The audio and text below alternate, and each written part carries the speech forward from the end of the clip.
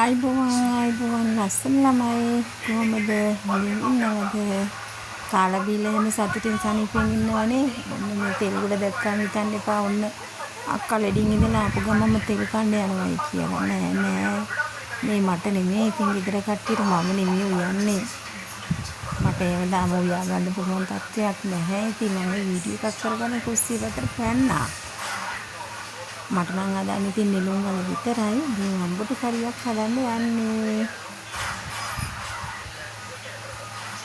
දැන් ඉතින් මේ ඇල්මිනියම් ඒ වගේ කණේ ඔක්කොම අයින් කරන්න ඕන මම තාම ටවුන් එකට ආරමී ගියේ නෑ. යන්න ඕන මම තාම හොස්පිටල් වැඩ ටික කරගෙන යනවා. ඒ වගේම හොස්පිටල් වැඩ ටික කරගෙන යන එක වගේම මගේ අර ඉන්ෂුරන්ස් වැඩත් කරගෙන යනවා.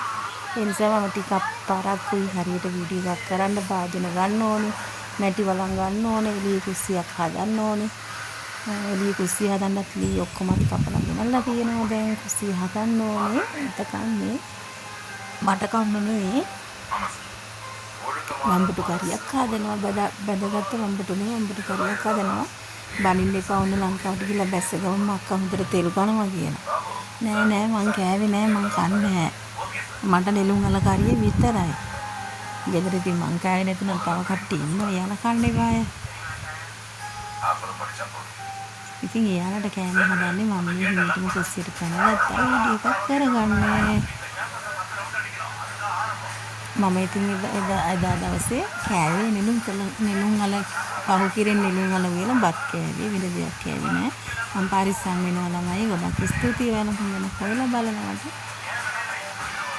ඉතින් ගොඩක් ස්තුතියි එහෙනම් මම ලොකුවට වීඩියෝ එකක් කරන්නේ නැහැ ළමයි පුළුවන් වුණොත් නෙමෙයි මම අනිවාර්යෙන් වීඩියෝ එකක් කරනවා හොඳ වීඩියෝ ටිකක් මම කරනවා පීලිය කුස්සියක් හදනවා දරලිපේ යන්න කෑම හදන්න ඒක හදනකොට ඒ වීඩියෝස් මම ගේනවා අද දවස් හදන වීඩියෝ කියලා එහෙනම් මම ගැන හොයලා බලපු මට ආදරය කරපු මට උදව් කරපු සියලු දෙනාටම ගොඩක් ස්තුතියි ගොඩාක් ලොකුට ගොඩාක් වැඩියෙන් කතා කරන්නේ නැහැ මට මහන්සියෙන්ද තාම ටිකක් අමාරුයි. ඔන්න අපේ වම්බුටු කරිය. මම කෑවේ නෑ ආයෙම කෑ මං කෑවා කියලා. එහෙනම් ගිහින් එන්නම් ආයෙම හම්බෙන්න.